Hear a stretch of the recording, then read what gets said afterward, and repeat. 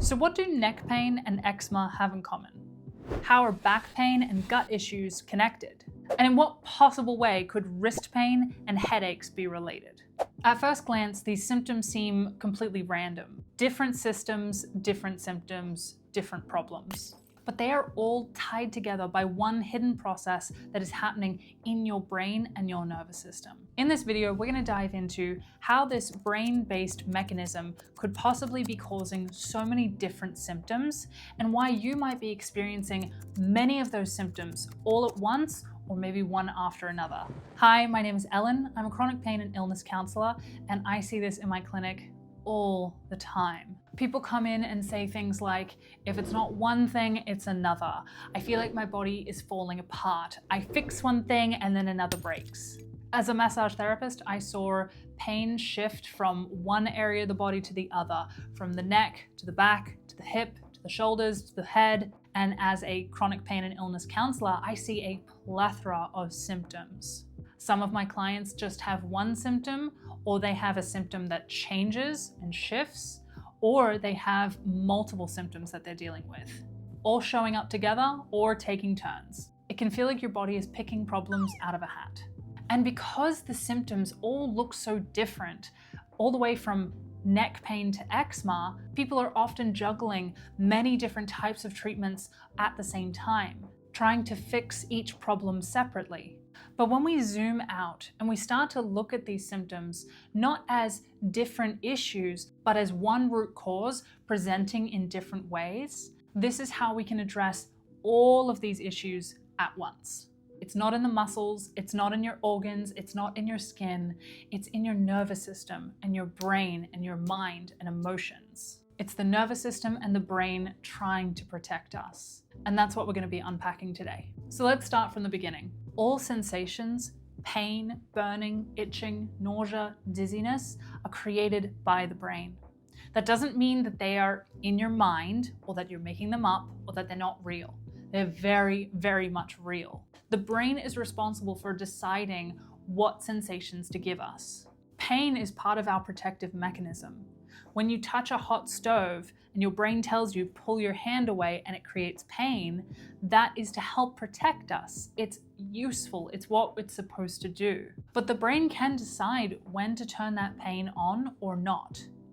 So say you roll your ankle. That is almost certainly going to be a painful experience because the brain is telling you, don't walk on that, don't do further damage. But if you roll your ankle running away from a lion, you're not going to feel pain in that moment. Your brain is going to prioritize your ability to run away versus prioritizing protecting the ankle. So pain is very much dependent on circumstance. So that seems pretty obvious, right? But the crazy thing is that the brain doesn't really differentiate between physical danger or emotional danger. The same pain pathways light up in the brain when a bone breaks as when your heart breaks. They're processed by the same neural circuitry. This isn't woo-woo, this is neuroscience. This is backed up by doctors like Dr. Howard Schubiner, who is a pain expert, who has a fantastic book called Unlearn Your Pain that I would highly recommend. And in that book are listed so many studies on this topic. So your brain isn't a camera just recording whatever's happening. It's a prediction machine. Every second, it's taking raw data from your body, data like temperature, heart rate, sensations, and it blends that data with mental data like beliefs, emotions, past experiences to guess what might happen. And that guess can become our reality. It's what we feel. So a great example of this that Dr. Howard Schubiner uses in his book, Unlearn Your Pain, was a construction worker who was working on site and he stepped on a nail and the nail went clean through his boot. And he was in excruciating pain. They rushed him to hospital, they gave him painkillers because he was screaming, and they carefully took off the boot, and lo and behold, the nail went between his toes. There was no tissue damage. He was not injured, but his brain was creating pain. This is how powerful the brain can be. This man was not making up his pain. He was not pretending. He felt it. It was real. His brain created that pain because it predicted damage. If the brain had a motto, it would be better safe than sorry. If the brain feels that something might be dangerous, it would rather get our attention through pain than have us ignore it. But unfortunately, that system can become self-destructive. It can work over time. It gets carried away. It's like a smoke detector that turns on every time you want to make toast.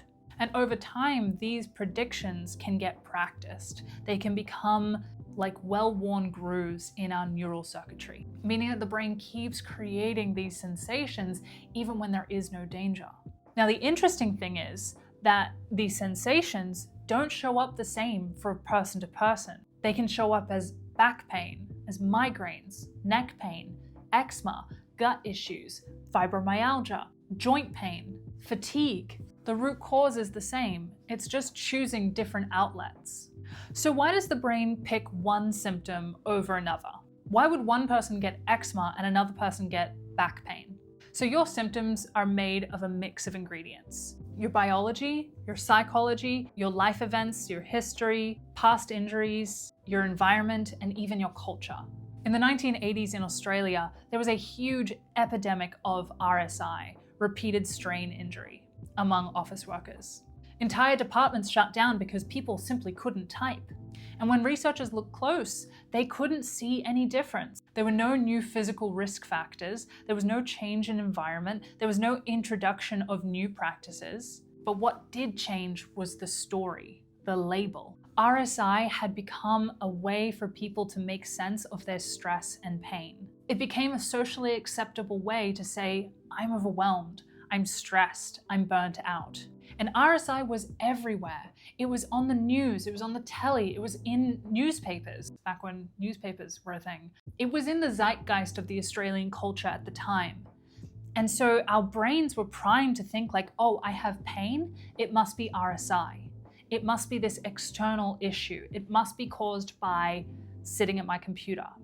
But when the language changed around RSI and it became less prevalent, less diagnosed, and more understood as a temporary issue that was more related to stress, RSI diagnoses actually dropped. And now it's hardly a thing.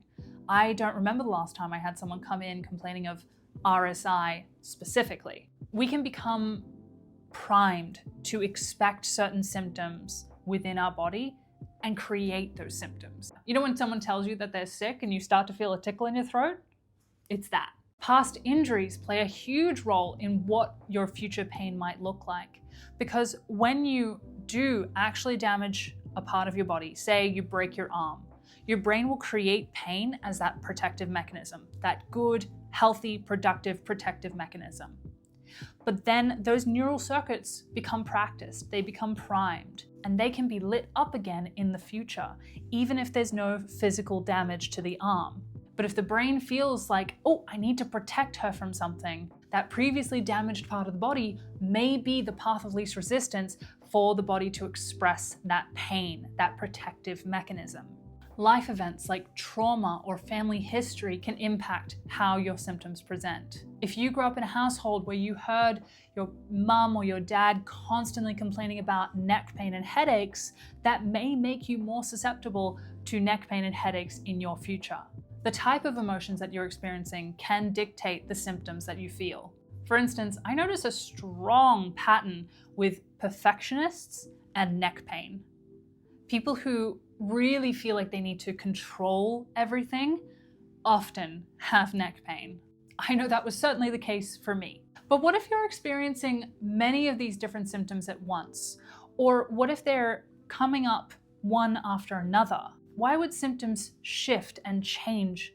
So this is really complex and is completely based on individual circumstances. But I know for me personally, I had a history of chronic neck pain. I've had neck pain for as long as I can possibly remember. I remember going to chiropractors when I was 10. I've been dealing with headaches and jaw pain and weakness in my arms and numbness and tingling and just an ever persistent gnawing tension in my neck. And I never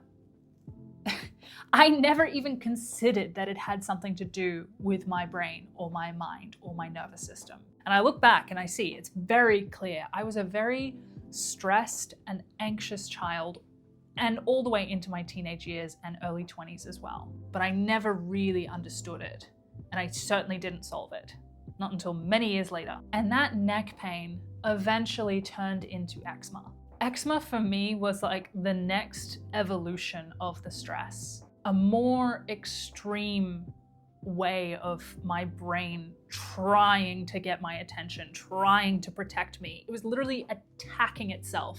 But when I finally, oh my God, it took me so long, but when I finally figured out like, oh, this has something to do with my mind, and I turned my attention inwards and I started to work with these tools that I now use with my clients that help address that stress and that overactive need to protect. When I started to work with that and my eczema started to calm down, weirdly enough, my neck pain also started to release. I killed two birds with one stone. I set out to heal my eczema and ended up healing my neck pain, kind of by accident. But it showed me that they were both caused by the same thing.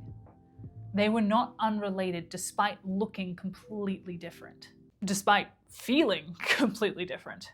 So for me, my symptoms definitely piled on top of each other, but I've noticed for some people, it can happen more consecutively. So as a massage therapist, I used to get so many clients with lower back pain.